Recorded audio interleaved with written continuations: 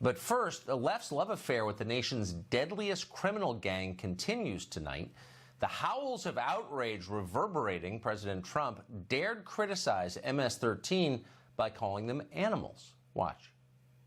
He basically seems to assume that everybody is part of MS-13. Very strange to hear a president of the United States speak in such dehumanizing terms. Clearly, the president wants a war against Latinos. You might make that distinction between members of MS-13 and the rest of the Latino community and the rest of the immigrant community. I assure you that most of Americans don't make that distinction when he says we're animals.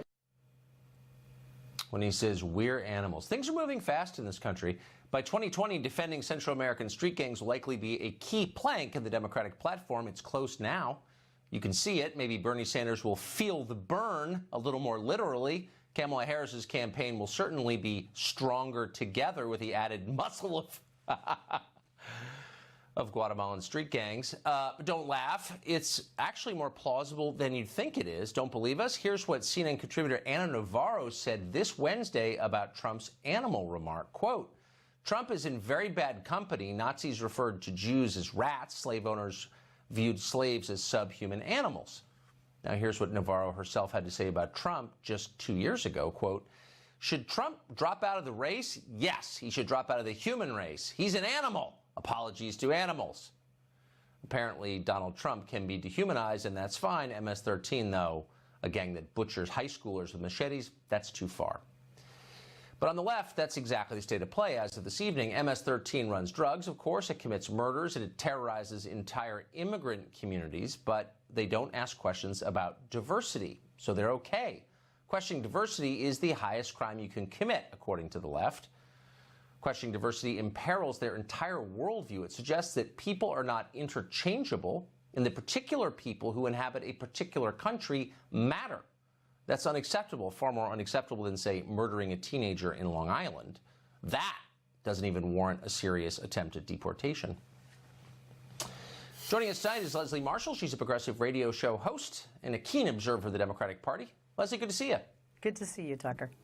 So you're seeing all the leaders of the Democratic Party, Schumer, Pelosi, its surrogates, the entire American news media virtually, singing from the same song sheet. This is a coordinated storyline.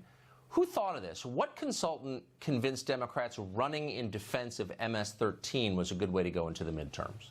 Well, first of all, I think it was very clear, quite frankly, and I know fellow Democrats get angry at me, that the president was answering a question that the sheriff posed regarding the gang members. The issue here, Tucker, is not support of gangs or gang members. I have an 11-year-old son, and as you know, MS-13 starts as young as 11 and goes up to 40. It's calling human beings animals. Now, wait a minute. I know when you look at what MS-13 does, it's hard to say, well, are they human beings? When you have an 11-year-old child who is fearful for their and their family's life in a very impoverished area, and you think, how can I protect myself? And you're offered protection by some of these older MS-13 gang members, regardless of the fact they're going to beat you to a pulp or perhaps even take your life in 13 seconds, a very slow 13 seconds. You look to them because you think, how can I be considered tough? How can I and my family not be bullied and be protected? I mean, look, you're right. I don't think those 11-year-old children, quite frankly, are animals, and I don't think we should refer to human beings, even if they're bad human beings, as animals. Well, but look, people have all kinds of reasons for doing what they do, and sometimes it's understandable, but, I mean, people had reasons for becoming concentration camp guards. But if I called a concentration camp guard an animal, you would say, you know, he's not strictly speaking an animal, he's a human being, but I get it. He's horrible. Like, you're expressing your outrage at what he does. If I said that, no one would bat an eye.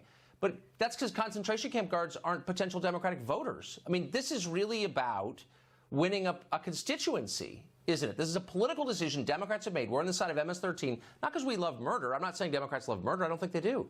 But they don't want to alienate anybody on that side, including, I guess, MS-13 members themselves. I mean, let's be honest about what's happening.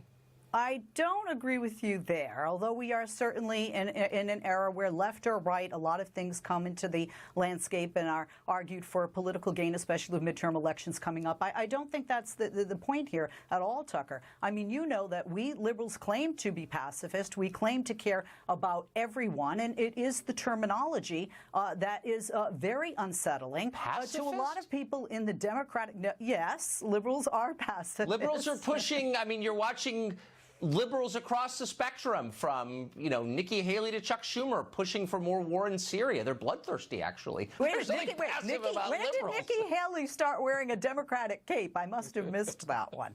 And she started pushing for more pointless wars. But here's the point. If I came out and described a concentration camp guard as an animal, nobody would have a problem with it. I certainly wouldn't have a problem with that. You wouldn't. No normal person would have a problem with that. Normal people don't defend murderers, but the Democratic Party is defending MS-13. And I'm just making a political observation, which is that's not a wise strategy going into election because normal people aren't going to go for that, are they? Or maybe they are. I'm going to go back to your concentration camp argument, okay? Yeah. Being that I have one Jewish parent, I think you know, and being that I have relatives that did perish in concentration camps, there were a few types of guards in the camps, quite frankly. One would be fellow Jews who wanted to survive and have a lot of guilt, and there are many documentaries about that too. Okay. There are many people that said they were just following orders. They were not referred to as animals, and quite frankly, many of them escaped any type of criminal Look, wrath. I don't want to get off on a World War II tangent, and that was one of 100 examples. Jeffrey Dahmer, anybody who commits murder for the pleasure of committing it, I think it's fair to criticize in the harshest possible terms, and it would be surprising if an entire political party came to that person's aid and defense, as the Democrats now are to MS-13. And I'm just asking, whose idea was this? It's not happening accidentally when you have John Harwood from the New York Times and Chuck Schumer and Nancy Pelosi saying exactly the same thing. Somebody thought up this line. And I'm just wondering, do you think it's a smart thing to say? I don't think anybody thought up the line. I think what happens, and is happening almost every day, is the president says something or tweets something, and then there's a reaction, and certainly there's a strong reaction on the left, and there's been a reaction in the Latino community because a lot of the headlines were that the president said this about all immigrants at first, and then when people read the transcript or they listened to the actual taping of what occurred in that meeting, then it became more clear that he was speaking about MS-13, and it was a response by the sheriff's question regarding MS-13. But you also have to remember, Tucker, some people that are in MS-13 in this country begging not to be deported aren't a part of the gang. They just can't get out because the only way out is to be killed. But let me ask you this, and final question, but this is the deep irony undergirding all of this, which is MS-13 preys upon immigrants. I mean, who do you think their victims are? Overwhelmingly Honduran, Salvadoran immigrants, often illegal, by the way.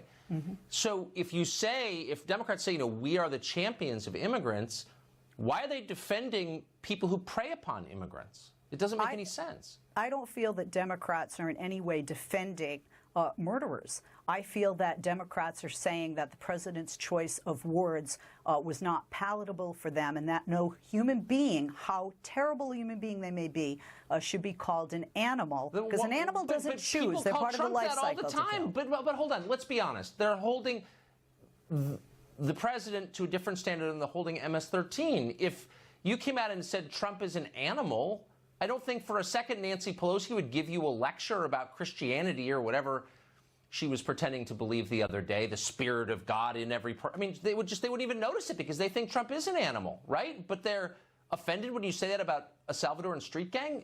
I mean, it's a sincere question. Honestly, I'm not a fan of the president, but I would defend him if somebody called him an animal, because I don't think a human being should be called that. And a president should be at a higher standard liberal. than a gang. And I hope you will denounce that. I can't even remember her name, but that CNN contributor is always getting crazy on TV who called him an animal. Anyway, Leslie, thank you. It was great to see you. Good to see you, Tucker. Dan Bongino, a former Secret Service agent and NYPD officer, also contributor to NRA TV. He joins us tonight. So as a political matter, I know that you ran for office. You know politics from both sides. Right. Do you think it's smart to run in defense, and they are defending, MS-13?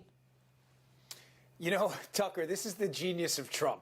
Whether he plans these things or they're just extemporaneous moments when he says them, which they probably are, that's not the genius in calling them animals, although I agree with him 100%. The genius is he doesn't apologize. He doubles down. And listen, I'm no big fan of the establishment GOP swamp rats. They're not necessarily the geniuses in D.C., but I can tell you this, Tucker, assuredly. The Democrats are most assuredly the dopiest party in D.C. because they constantly get baited through their anti-Trump animus into doing things they wouldn't ordinarily do. Coming out and defending a group whose motto is rape, torture, and kill, and going, hey, listen, they're just human beings. I love Leslie. She's my friend, and I think she's great. But some of that commentary was outrageous, Tucker. I mean, think about what she said. We're not comfortable with anybody being called animals. Let me get a little list for you of things the Democrats are comfortable with. They're comfortable calling NRA members terrorists, Obama comparing Republicans to Iranian hardliners, tyrants, calling Americans deplorables who vote for Trump. None of that seemed, I mean, really? I love Leslie to death, but the phoniness of these comments is a little bit too much. But you're absolutely right that Trump baits his opponents into getting so far over their skis that they're kind of exposed as the lunatics they are. And by the way, they weren't this way 2 years ago. I don't think that Chuck Schumer, who's a pretty smart guy, a sober guy anyway, and a calculating guy above all, would have stood up 2 years ago and defended MS-13. He never would have done that because that's crazy. And now he is. Tucker, the examples are legion. Think about the running on the wall and that Mexico was going to pay for it. The wall is pretty practical. But honestly, Mexico, the counting of that, it's probably not. Trump knows that. But what does he also know? Yeah, the counting there is probably not going to work, right? He understood. The beauty of this is he never apologizes. He never backtracks. And the Democrats, instead of giving some kind of a reasonable answer and counterpunch, what do, Tucker? They come out and go, open borders. Everybody should come into the United States. Everybody has a claim to the United States citizenship all over the world, and we all should pay for it. And the beauty of it is Trump is the first candidate to not back down, not apologize. But this is the key. By doing that, he gets the Democrats to pull their pants down and show their butts for the first time. I don't mean literally, obviously, but show the American people who they really are. And this is what turned off Wisconsin, Michigan, and Pennsylvania swing state voters. The Democrats jumping to the opposite perspective. No, it's as a political matter, it's brilliant. The downside is if people who would defend MS-13 ever take power, real power, we're in trouble. It's dangerous. And they're frauds, too, Tucker. I mean, them jumping to religious defenses, quoting the Bible about calling people animals. The same people, but I mean, let's quote the Bible. I knew you in the womb. How about that one? It's interesting that the abortion actual party human is beings, quoting the New Testament.